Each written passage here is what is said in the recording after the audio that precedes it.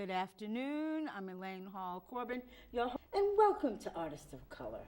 Today we have as always, I say all my guests are special, but today I have a very special guest. I met her at the Black Market, but I knew her before then. So today I want to introduce my studio audience, Ayanna Warfield, a very new and up-and-coming artist. Hi, Ayanna. Hi, how are you? I'm good. You? I'm okay. I'm all right, thank you. Great. It's been a little bit. I hadn't seen you since I saw you at the Black Market. But then I had a conversation with someone we all know who said, you know that artist. What artist? You know my artist? I said, okay. Monica, tell me who you mean. So she says, Ayanna. I said, I did see her at the Black Market, but we really didn't get a chance to, have a conversation. Yeah, I was kind of. So she said, you should call her and have her on your show. So I said, good, because I always have well-known artist people, folks that the whole community or the whole country knows. Right. But today I have you, and you're an up-and-coming artist, and I'm looking more at your work, and I really like it. I really like it. Okay. And I would like you to tell my audience a little bit about you. Who is Ayanna Warfield? What does she do when she's not painting? What does she like to paint? Let's have this conversation. Well, so this whole thing is the concept of the Earth Girls universe. That's really what I call it. It started off, the reason why I was at Black Market was because beforehand I'd started off with this idea of just drawing, Let me reframe. Give me one second, we're back real quick. So I started off with just having ideas for art around Black Boston and art inspired by Roxbury and Black in Boston and Dorchester and all that in between. But I wasn't painting. I wasn't doing anything. I was just being inspired by it. I was being inspired by local musicians, local rappers, local painters, and all of that. The underground art circle out around in Boston is dope. You know what I'm saying? Yeah. And so I started off by just learning about it for myself, for bigger dreams that I have for the future. And in doing that, I was just going personal issues, And so in being around artists and realizing art isn't just something for art itself, it's also a healthy coping mechanism. Yes. So I started painting to make my head stop hurting. That's what started. And then I was like, oh, okay, cool, my head stopped hurting today. 3 days later, it started hurting again. I would just do random lines, and then my head stopped hurting again. And so I just kept doing that, and then kind of lines turned to colors, the colors turned to patterns, and then went on from stuff happens. Yeah. It's funny because you and I had this conversation a few days ago. Yeah. When we sat down at the restaurant, and we were talking about, but you're giving me a little bit more in depth, as far as, the pains in your head and things of that nature. Yeah. And so, continue. So, the painting is more so shine light. I'm not just this person who just decided, oh, I'm gonna be a painter and I'm just gonna start painting. I started because I wanted to contribute to the greatness that's coming out of Roxbury, that's coming out of Boston right now. I'm not anything more than a product of my surroundings. These weren't just oh, I had an idea and I did something. No, I'm the end of a grand renaissance that's going on. I'm not the end. I'm I'm a little speck in a large point in space-time continuum of stuff that's going on around here. Right. And so, at this point, I just kind of paint to tell stories. This is a part of a whole thing I put together called Stories of the Earth Girl. And tell me that. What is Stories of the Earth Girl? Stories of the Earth Girl went from just being something of 15 drawings put together to a large sequence of 15. It's not really large. It's just it's like a Jimmy Neutron brain blast. Okay. Reference. My bad. But So basically, it started from just 15 paintings to 15 paintings, 15 drawings that inspired 15 paintings that inspired 15 stories. And so what they are like me in building a way of how to deal with my crazy. Like my goal with my painting and my art and everything is like we have the I believe art can save the world because art saved my life. You know what I mean? Like it was either art or nothing at all because I was just trying to figure out what I wanted to do with myself after I got to a real dark space. You know what I'm saying? Yeah, and so once I started thinking in that mindset, I started creating more and creating like big ideas that I can't put on a canvas to something. I was like, okay, I need to condense it a little bit more, a little bit more, a little bit more. So that's why it became a series. Yeah. So it was originally I was given the task of just putting them into my paintings, and I had, excuse me, my words get jumbled sometimes. That's what conversation is about. Yeah. Should I just tell like the long story and just like? Yeah. All right.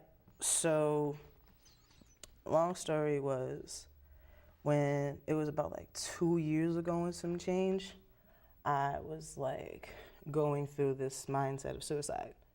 You know, and it was just like I was just living a facade of who I thought I was. Okay. You know what I'm saying? Yeah, I and do. so at that point, I was like going through it, going in, and the universe was just having some things of pushing me in the direction I'm going into now. And people I call it a Kanye breakthrough because Kanye West called it a breakthrough when he snapped, but a snap is something where you don't snap. Background. So, That's right. Call it a breakthrough. And so in that point, it was either be done or not. And you so decided not. Yeah. It was I asked God, I was like, yo, I was going to not, and then my best friend calls me circumstantially right before I was about to be out, and then I was like, all right, God, it's either give me something to do and I'll do it, or whatever, send me a sign, whatever. And I just had these ideas of what if this building lived in Boston, what would I do? If these places were in Boston, where would I be? And then I just have these crazy ideas of these buildings that I think could save kids in Boston. And then I started going into, well, what do I actually care about? And then I realized I care about Black people, kids, and mental health. Okay. Yeah. And so I kind of just like mixed a whole bunch of ideas of buildings that would help the community. And I have ideas of what Boston can look like, on like development side and all that. But at the end of the day, people don't like when I say this, but it's not to go against myself. I'm crazy. I know I'm crazy, but it's not because I'm crazy of like I'm just like out here crazy doing crazy things. I know what steps took me to my whatever insanity or whatever it is. And this is it. Yeah, like it's controlled madness. Because I can't draw to save my life. Well, you could have fooled me. Yeah, nah, like I can't do any shapes. You asked me to do like a picture of a bowl or some fruit or something like that, it's not gonna happen. I can do space. I'm a one-trick pony, but the magic of only drawing space is infinite. You know? It so is. I never have to do the same thing twice. So I just stick to that realm. Like all of these aren't just, like I have different paintings that do different things. Like some people see one painting. I like to find out what people see in them. Like I'll say like this one, everyone sees trees. Like I saw muscle tendons and ligaments and stuff like that. But I see both. Yeah, like my paintings are all up to perception. Yep. Like this is a star to me, but some people see wheels. See, like stellar evolution. Like that is what I see. Yeah, it depends on who's looking at it and stuff. Whose perspective. Yeah, and that's a part of life. Like life is up to perception. Like just because you see life to be one way, doesn't mean it's a completely different avenue to somebody else. And either way, there's nothing wrong with having different types of perspective as long as you have respect within perspectives. That's all that matters. Like, I don't mind if somebody says, oh, I don't see a star, I see a bicycle. All right. Okay. That's cool. So fine. That's what you see. Yeah. And so that's really it. My art helps me to talk. My art helps me to connect with people and talk about something, because like before I went through whatever breakthrough I was going through, I was talking to everybody. I was always like, hey, how are you? I was like my dad. I was just a very... Yes, now that we've mentioned Dad. Yeah, like I was very talkative and talking to people and like connecting with others and all of that stuff. At least I thought I was. And then when I went through everything, I realized that was just a facade I built up. Nobody knew I was really very shy. That it was really, like, for me to really just reach out to people was hard. So when I was very like overt with my emotions and overt with how I spoke to people, that was like me trying. I can't see it. Yeah. I cannot see I'm an overt introvert. I can talk in like long spurts, but as far as like, hey, how are you? What's up? I'll be like, hey. Hi. I'm good. Like I'm really anxious. I'm really anxious and really quiet and just kind of stay in a corner. I can't see it. Yeah. From the first, I mean, you know, from our first conversation, I could see it. Yeah, no, it's a spiel. Like people, when you are anxious, I'm new to this because it was a long time I wasn't even acknowledging these feelings I was having. But being around I have my cousin, I had a cousin I was hanging out with, Alicia Azuero. It's Azuero, I believe. And when we were hanging out heavy, she was very open about her anxiety, really open about what she was going through with me. And I would see the things that I'd be like, why are you doing that? Why is this going on? And then I was like, crap, we do the same thing. We were just doing those same things together. So it didn't feel like I was like anxiously in a corner not talking. Yourself. Yeah. And so like when we like found our own space and time and whatever, I realized I'm like, dang, I really do back away from people. And I really do feel like I can be in a room full of people and then like talk like this, but at the same time I can be in a room the same room with people 45 minutes later and be like, crap, I ran out of everything I had to say. And now the script is gone. Now I'm freestyling. Now I'm like, crap. What do I say now? Yeah. Like these things I'm saying now is like a part of a script I've already said before. Like that's really a part of like me being here is all a part of a bigger plan for something, because I don't really talk and I don't even know how I got here for it. I'm feeling that. Yeah. Feeling that. Yeah. You know? Tell me about this picture behind us. This one there. That? Do you have? It's interesting. When you created it, what did you see yourself creating? Anything? I don't see anything till after it's done. Oh, really? Yeah, none of it. I don't see any of them until after they're finished. Like, I didn't know what that was going to be until after it's done. I think I see it as Mars. I call it Mars. Mars, okay. Yeah. Why Mars? Just because of the colors. Oh, okay. And it just fits, and the whole, like, theme around it was, I guess the time I was doing it was really based around, like, masculine energy. And so it could have been based around Mars. But again, it's up to perception. Yeah, I can't tell you what it is. Exactly. Yeah. Like, for all I know, it could be like a moon. Looks like fantasy to me. Yeah. See, like, it looks like something that doesn't, yeah, and it probably does not. And so that's what I'm saying. It's all a perception. Just like, it looks like something that's out of world experience. There you go. There you go. I agree with that. Yeah. You know? Because to me, I see like two shapes in the middle. They look almost like two eyes. Yeah. But they don't look like two eyes. Yeah. They look like two beings. Yeah. You know, a lot different. You know, I can understand that. Yeah. I can see that. I love it though. It's beautiful. Thank you. It's absolutely beautiful. And, you know, this one over here kind of like connects with that one over there, but in a different way. Because they're both part of the solar system circumstantially. Okay. That's punny. I like puns. I'm a dork. So that's a sunflower because it's a sun. Okay. Flower. Because I can. But yeah, you get it after. It's like, oh, ha ha. Ha, I got it now. To me, that is what it is. But now, because you say sunflower, you know that there's a project going on in Roxbury called Sunflower. I heard about it.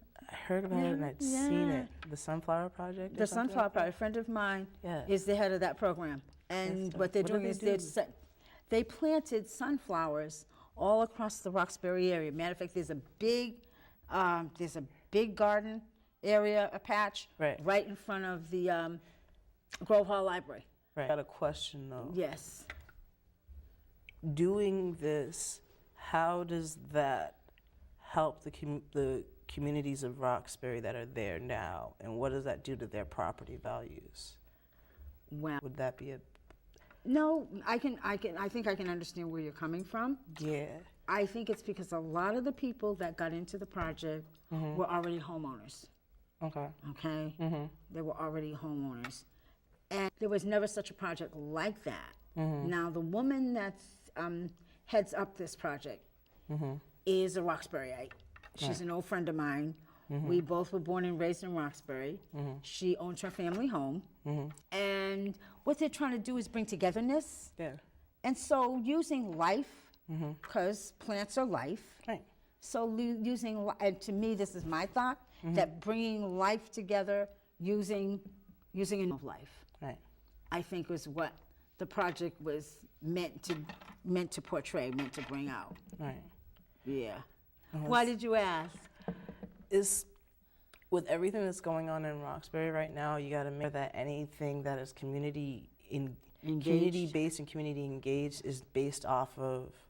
There's this fine line between gentrification and progress. Yes. Oh, yeah. You know what I'm saying? Yeah. Let's talk about that. And so, Yeah. like, if there's some projects like you can look at and be like, because that's something that's gonna help everybody around here. That's something that's gonna make sure that everyone is just focused on the positive and bringing everybody together. And blah, blah, blah, blah. And there's some things that are happening that are like, this ain't got nothing to do with Roxbury. It has nothing to do with the people that are in it. It has nothing to do with the folks that are being moved out of it. Right. Nope. And Believe me, I got you there. Let's talk about that, because I got you there. You know, I have friends of mine who we talk about gentrification a lot. You know, what's happening? There was a program called Remain in Roxbury, or Roxbury Remain. I can't something Reclaim, Remain, Reclaim, and Rebuild Roxbury. Oh, so you remember? That's all it started. This all started. This is all like yeah. Okay. Yeah. So I haven't heard much about that project anymore. I don't know if they're actually still moving, but then again, I noticed the people that are in the project. So that gives me a sense of okay. I think there's so I've seen the stickers for like Reclaim, Remain, and Roxbury. Yes. So in this, I'll call it my journey of insanity, because a part of my process has been I've been getting involved in places I really care about and enjoy and things like that. Get invested and try to do the most I can, but then have some type of mental blockage of what I can do to do more, and then I just like I'm a trail of empty words and unfortunate promises, where for a minute I have so many ideas and moves that I was making. It's not even about that. I joined these. Long story short, I joined these different groups because I needed to figure out what type of activist I was. Okay. That was really the best way to word it, because I was about to talk way too long about the wrong thing. That's all right. That's why when I put you up there and, had put your name up there, and at one point in time when you see it, you'll see. It says artist/activist. Yeah. That's who you are. And that's what your work is about. And in about, I'd say 45 seconds, we're going to take a break, but we are definitely going to come back, and we're going to talk more about what's going on in Roxbury and acting what we see happening and not happening, because there are things that are and are not happening. Right. I mean, artists like yourself don't have space. So we're going to take a break, and we will be right back. With my guest.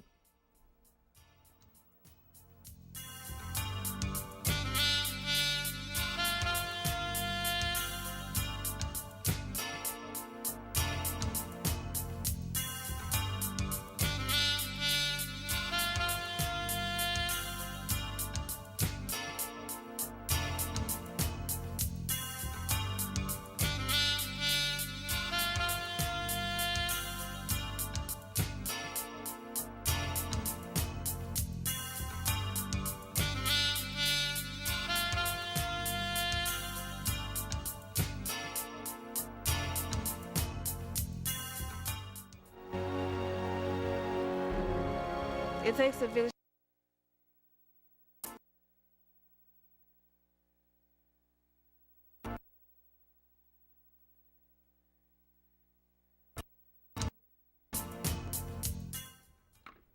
Good afternoon and welcome back to Artists of Color. I am Elaine Hall-Corbin, your host, and today my guest is Ayanna Warfield, an amazing artist that I recently came across. And if you've been watching us, you know you're going to love her work, because I do. And it's futuristic, but it tells stories. And the stories that you tell through the art, to me, is I can hear what you're about, feelings and changes and life, your life. So I get it. Yeah. I get it. And then we were having this conversation about the community and the changes in it, and gentrification and people doing, and like we were talking about reclaim, remain in Roxbury, and it's like, who's doing the reclaim? Who's doing the reclaiming and who's doing the remaining? So the millennial generation has been pushing for the reclaiming of Roxbury so that we can remain in Roxbury. Okay. Oh, okay. A part of the journey that I went on for a minute was I joined this group called Reclaim Roxbury. Yes, And I did too. It was originally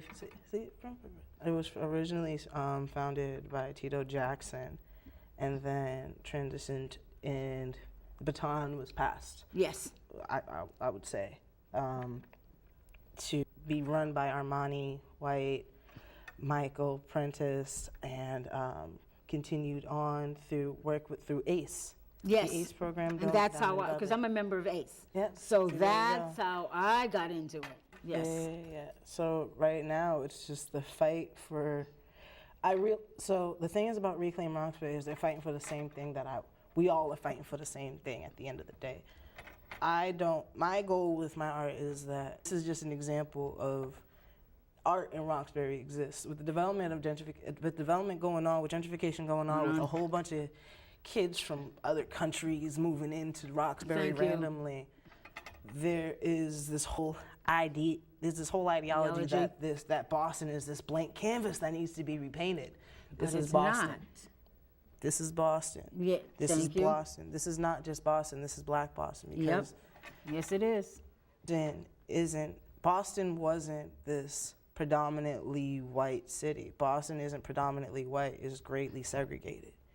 You know what I'm saying? Yes, I do. There's a difference between saying that, oh, the city is predominantly white people because there's this strong Irish culture. There's this strong culture of like sports and this strong culture of community and been the bootstraps. That is the mainstream.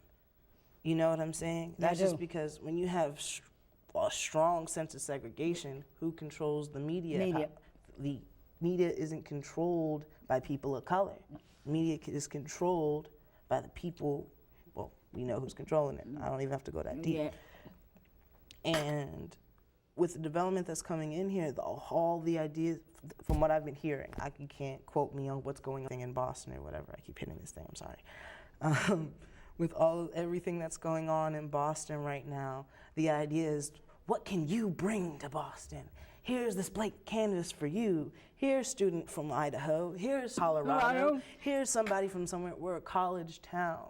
We're a college town that's predominantly based in a universal integrated culture. But the thing is, it was an us and them culture. Before JP was the new JP was Lil DR. Before, Dorchester was, now you can move to Codman Square now. Now you can move to Dorchester now. I grew up there my whole life. Okay. Roxbury is the only place that knew Malcolm before he was X, when he was little, made him big and called him Red. You know what I'm saying? Malcolm X was in Dudley. Yes, he was. Back when. In the day. Exactly. No, I remember. I saw it. The thing is, the cool of Roxbury is something that people learn from. That is something that is passed down generation to generation. There's a difference between a artist and an indigenous Roxburian.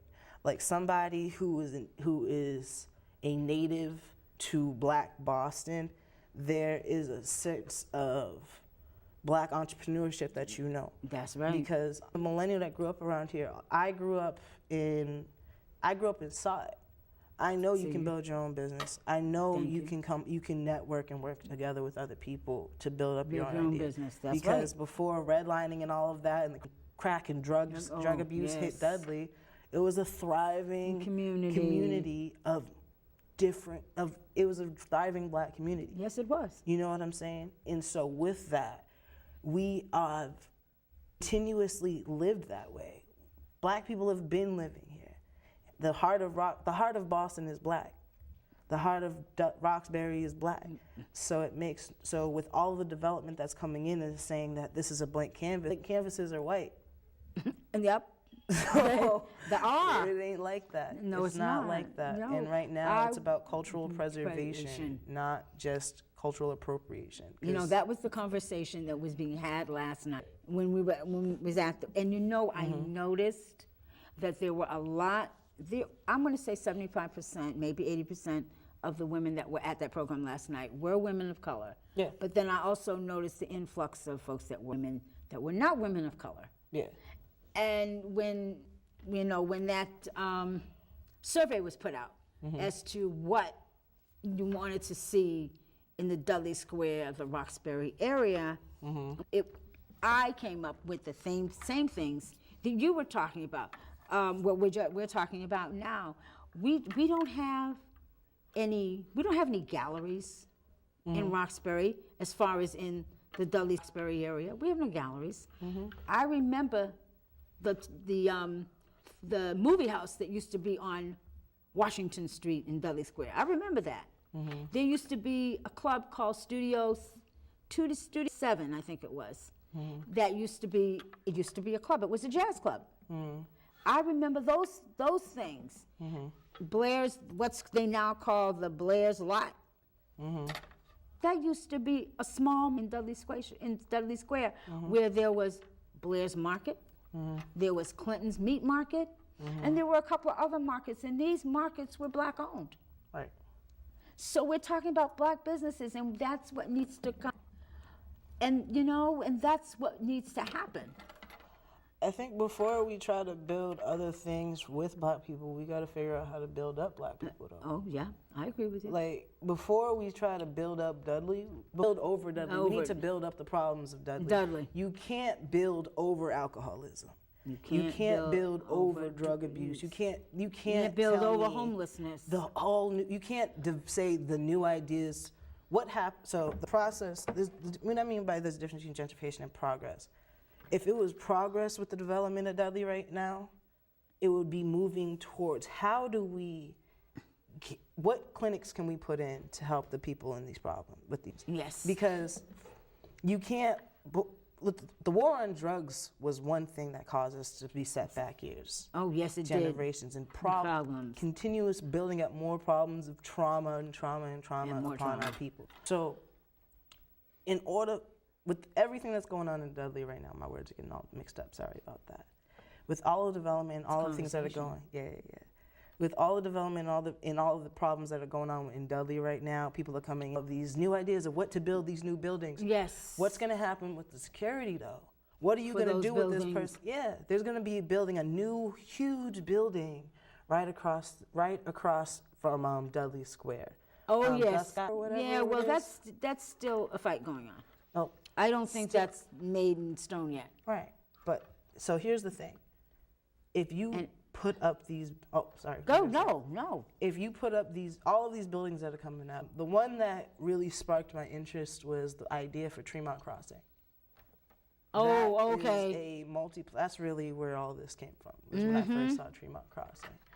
And what they're trying to build up is this multiplex of shops and stores to put in the middle of Roxbury. Yep, I know. Now, what they're trying to put there is the National Center of African American Art. That's my center. Right. Oh, yes. Right. And we're fighting to keep that land in order to put that center up. And what they said, and the reason why they're putting a movie theater, a BJ's, and all of these stores, and all of this stuff around here, is because theater wouldn't bring in enough money by itself That was what was said before. That was what I heard before. To say that black culture can't make money is the most ridiculous thing, because culture is the most appropriated thing on this planet. Thank you. Nothing starts until black people start it. That's just how it goes. If it's cool, somebody black started it. That's really how it's been going. I mean, I ain't even gonna, actually, nah. Pop, like Asian culture, Asian community, they got their own swags and things going on. Yes, they do. That's a sense of cultural appreciation that goes into that. Yes, there was a whole build-up from that part. But even then, like, there's deeper things to it. But with everything that's going on right, I lost my train of thought. I keep talking. I need to think back. I'm sorry, I'm pausing like this. No, that's okay, because, you know, we're talking about a community, talking about what's happening in that community. And we're talking about the fact of a black population that is still there. But then we also have that population of influx of people that may love us but are not us. Yeah, there's a difference of people. Not all skin folk is kinfolk. You can move in, just because you're black, moving into a community doesn't automatically mean you're part of a community. But there's a difference between cultural appreciators. There can be somebody who's moving into a community who's of the same pay grade as the people around, but circumstantially are there. There are some people who just circumstantially come in because they have family already in the area, and they're moving into, because they were moved out of their native space because of gentrification. Like us, yep. Yeah. And there are people who are trying to make do. Like, this isn't just a problem here. Like, people aren't just being told somebody's gonna move. Like, the process is something that is seen differently. It's a defiance of language. Gentrification to one person is different from gentrification to another person. That's true. And with people who are, when people say, well, it's not that, I'm gonna move in here now because it's cheap. What was the process to make it cheap for you? Who was there before you? What were they do? Did they leave voluntarily, or were they forced out? What was the process for you to get this home? The whole thing is, people don't want to go on. There are people who don't want to see that part of it. Yeah. Who don't acknowledge it. That's really where I come from. I'm not the smartest person. People will tell you I'm spacey. You can even see me do this, right? I lose train of thought mid-conversation sometimes. But like I said, it's conversation. I know if something's wrong, you got to acknowledge it. And what's wrong, the movement of families, the movements of generations, the erasing of somebody's history is wrong. Yes, it is. When you take somebody's culture and then tell them that culture doesn't exist, that's a smack anymore. in the face. Yeah. Sorry. No, but you're right. You're absolutely right. What's happening now in Roxbury is already what happened in the South End. Yeah, and that's I had people I had older elders who were my elders, because I also grew up in Roxbury. Okay, I raised my daughter, in the South End. My mother still lives there. I raised my daughter there. Yeah. The South End, those beautiful homes were generations and generations of black folk. And what happened? People fought like the Dickens to keep those people in their homes. But when you've gotten too old and your family isn't here to help protect, unless you can protect those people that own their homes, then those other people are going to come in and they're going to give you basically less for your home than what it's really worth. And people who are not us are having to come in here, and Roxbury now is prime land. The South End was prime land. They got that. Yeah. Now they're making their way up Roxbury. Because of black culture is a novelty. They want to move in there. Oh, I love seeing these black faces running through the streets. It's so great to see these black people sitting on these porches. It's like I'm watching Crooklyn, living in it. And then all of a sudden, those black faces you love, those black faces you want to be around, aren't there anymore. That's right. And now you're loving the architecture. And then look what we did. We made it this great what we place. did. You didn't do it. It's not like that. When you move in, people need to understand white privilege doesn't only come with you getting what you want. It's also your existence is considered an increased value. That's right. When white privilege is the fact that you can move into a neighborhood and then the property value increases. Increases. Isn't that something? Yeah. Because. And that's how it goes. Yeah. No, you were saying, I'm no. sorry. And that's the opposite of what used to be when a black family moved into a white neighborhood. There goes the neighborhood. There goes the neighborhood. Property value is going to go down. Now they're moving into our neighborhood, and its property value is going to go. But that's always been the process. Yes, right? It has. And not only that, I've learned from friends of mine who've come here, who are from other states and other neighborhoods, communities of color, who are telling me it's not just here. It's going all over across America in black neighborhoods. But that's always been the process. Yes. The difference between now and all of those times before, though, I keep touching this, I'm sorry, is that now we have the ability to be like, you can't do that again. We have the ability. That doesn't mean it's happening automatically. Right, but we do have. And the fight that's happening right now is that just my idea is, let me organize it like this. Just because it happened to you doesn't mean it should. That's the same thing when it comes to dealing with trauma. That's the same thing when it comes to dealing with injustice. That's the same with everything that you do. Just because something negative happened to you doesn't mean it should have. Like, there's generations who believe, oh, I went through all these traumatic issues. You got to learn how to cope with it. You got to learn how to deal with it. The things that I hear, I consider myself to be I don't really like to be combative. I don't like conflict like that. But I do think it's necessary in order for you to understand how to move forward in things. The problem that I hear a lot of people have, millennials, is that everyone's just like, no, I'm tired of this happening. No, you're not going to talk to me that way. You're not going to do this. There's nothing wrong with saying, no, I'm not going to face injustice anymore. And that goes same thing if you're talking to Donald Trump or your mama. That can go anywhere. Respect respects respect. Oh, I agree with that one. Yeah. Absolutely. And mentality is just because suppressing emotions, suppressing your anger, suppressing your anxiety, suppressing anything that's going on with you is not healthy. No, it's not. It's just not a healthy thing. Which brings us back to... This is healthy. This is healthy. Yeah. But the thing is, another problem is that because we've been programmed and conditioned to think that there's a problem with accepting yourself for who you are, people different ways. There's also a reason why there's people popping Xannies like crazy. There's also a reason why alcoholism is still alive and well. There's also a reason why people still try crazy drugs after all of the studies and research that in a world that makes no sense for people to be on heroin because it spent so much time. We've seen what happens. There you go. We've already seen it. You know what goes on. But what happened to you that is so deep that you go that route anyway? We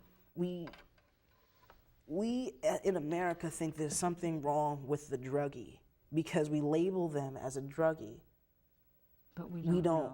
We don't know the underlying. Every broken man was once a broken child. So you mentioned that, and I'm saying it because when I was putting together the show, I had meant to put that up there because it was a very, very, very powerful statement. Every broken man was once a broken child. Yeah, and it's true. It's at a certain point you choose to be messed up, right? Which is true, but trauma creates trauma. Trauma creates trauma. Yeah, and you can be on the inside the greatest person. On the inside, you can be trying your hardest to be. I try to be the best. I think I'm a nice person. I think I care about a lot of people. I think I have great ideas for the future. But if you ask other people who know me around the way, they just like, yo, I don't know what she talking. She flaky. She don't call nobody back. She don't really care about what people are saying because that's how I move. I've been through, I can't swear on this. No. Yeah. I've been through some stuff. I ain't gonna talk about that stuff yet. I've been through, yeah. The art talks about it. Yeah, so. If you continue with that if you continue on that path Yeah. of using your art as your voice, Yeah. and one day the next voice is step. going to pop out and say, this is what is going on, and this is why I did this. Yeah. The end goal is to be able to tell the stories, because I started painting because I couldn't talk. I've been trying to organize I have videos of me trying to figure out how to talk. I got videos of me crying because I was trying to talk. I got videos of me actually talking. I got videos of trying to say the same conversation over because I couldn't say what I wanted to say the first time. And then I realized I had all of these videos, and I kept talking before I was doing things. And that's really what I'm talking about, like the craziness. I would be like, hey, I got this thing done.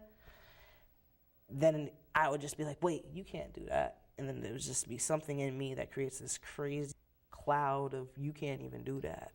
And then it's like brings me down to a space of, oh, that really wasn't supposed to happen anyway. And then I just kind of fade away into black and try to figure out how to fix the mistake I made. This is all just for me to try to prove to myself I can still do the things I have dreams of.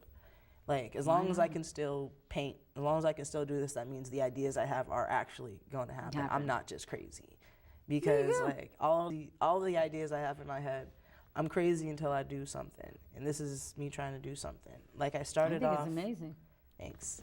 Like, I started off with... We didn't even get a chance to talk about this guy back here. Oh, that's Star Wars. Star Wars, the movie? Nah, it was just... It looked like War of Stars. And so... Oh, very interesting. Yeah.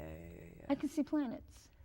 Yeah, I can. You can turn it. I like also that. So the trick is that I want to be like 360, so you can turn it to whatever way you think is up. So I like it. I like it just the way it is. Thank you. Yeah. But I see 2 large planets, one on each end. Yeah. And then up there. Oh yeah. It's like Interstellar realm. Because it connects with what you're talking about. And we're talking about the craziness and things happening and how you cope with them, you know. So, yeah, I can see that. And I can understand it, too. Yeah. But, so this is who you are. Yeah, man. Are you doing any works now? I mean, these are what we have, but are you in the process of doing any new works now? The end goal right now, first off, shout outs for all of this. Shout outs to Black Market and Miss Kai Grant for one thing, creating an outlet for people to be able to create and put it out there. So people. But also, I have to automatically. I can't say this wasn't just me doing this. Shout outs to Art Plug. And shout outs to Art Plug, Jamila, Jet Fly. None of this art. When I was putting this project together, I was trying to figure out a space to do it because I was painting in my dad's house, and his apartment was about this big, and Poor Dad. This was coming out, and my paint was getting everywhere. And I opened my phone, and I scrolled through my Instagram, and then I saw Cop Tees. And I saw she was like putting up for Art Plug Studios. Art Plug Studios is an artistic space for young artists to be comfortable with the creativity in the different types of realms. Like they have been doing shows. They're the ones who introduced me to the art in the first place because Art Plug was started off at in the space that was the inner sanctuary of the arts. It started off in that space, and then they got their own space over in around Upham's Corner area. And I was there, and it's not only a space of just you can go and paint. They'll talk to you. They got a little kitchen in there. They got chill space, and they'll help you hone in on your vision to you and support you and be like, yo, that's dope, that's lit. Like, what if you did this? Like, what would you want to do this? And like, they've helped me create, some ideas in my head. The number one thing that I talked to Jamila about was, it's not even done yet. I'm not even going to talk about what it is, but I believe we can talk through language, and I want to talk through the words of Langston Hughes. Oh my goodness. Yeah. So my favorite poet. See? My son loves him too. My son loves him too. So this is how the cosmic connection all came into one being.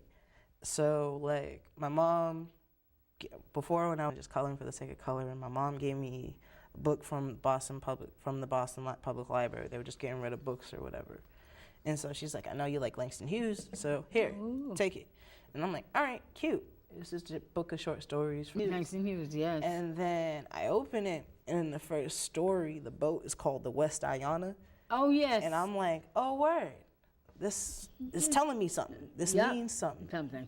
And then it's like written in the 20s. Now it's going to be 2020 in 2 years. That's right. And what's happening right now is not too far from what happened then. Yeah. I'm reading. The thing is, I don't watch the news. Ever since out that Trump was our president, I didn't watch it. I didn't know. I didn't go to the TV to be like, say it ain't so. I was just like, yo, well, America didn't surprise me. No, of course it didn't. All right. So America didn't surprise folks I know. Yeah. So after that, I don't really watch the news because it just weighs down on my spirit. I try to like. My daughter doesn't watch the news either. No. The media already lies to us, so I ain't gonna try to add on to my spirit to the lies and hurting myself. Thank you. Like, you're gonna tell me this sadness and tell me about this great little fluffy kitten. Like, there's too much contradiction. But I hear you. So like after that, like I would like to. At this point, I learn about what's going on now, what will happen through folklore. And so the short stories that I was reading, I was like, bro, this sounds like something that like would happen now. Like these problems that are happening in the 1920s. Why is this still a problem? Why was this a conversation in 1920 and nobody decided to address it? Why am I reading books about homosexuality, LGBT issues? Why am I reading books about trauma, stories about trauma? Why am I reading books about the response to feminism? Why am I reading about all of the things that we are now that we are talking about in this day from 1920? That don't make no goddamn sense. No, it don't. What was happening is that, I can't tell you what was happening. I don't know what was happening. We all don't know what was happening. But that's a conversation we are going to have again. Yeah. Because we are coming close to the end of our show. Oh, okay. And you've just had a great conversation here. I love it. I'm glad we had the conversation. Because to me, it gives me an idea, a bigger in-depth in your work. Thanks. And that's what the most important thing was. Yeah. Because I had to know about your work. So I want to say, Ayanna, thank you. Thanks for the conversation. The conversation was great. I have a tendency to ramble, so that's okay. We all have the tendencies to ramble. I ramble all the time. But your work talks about your work is great because it talks about your rambling. And it talks about you and your life. Yeah. So thank you. I want to say you need to come back and visit me again. Sure. I figure you're doing some work, and I do want to just a quickie. What are you doing? Are you doing right? Oh, okay. Doing any more? Let me say this right now, because right now I'm kind of living my dream of I've been experience learning, and that brought me to the job I'm at right now. Right now I'm working at a restaurant called Soleil. It's a soul food restaurant that is in the heart of Roxbury, right in Dudley Square. Come find out about it. We are also trying to bring people into it, because it's all about keeping the vibes high, the food tastes good as well. All right. Thank you. Thank you. Thanks, Ayanna. I'm glad you came to visit me today. All right, thank you. And I love your work. I do. Thank you. I thank my artists, my audience for visiting with us today. Please come back. We'll be here next month to Artists of Color, and I'm Elaine Hall-Corbin, your host.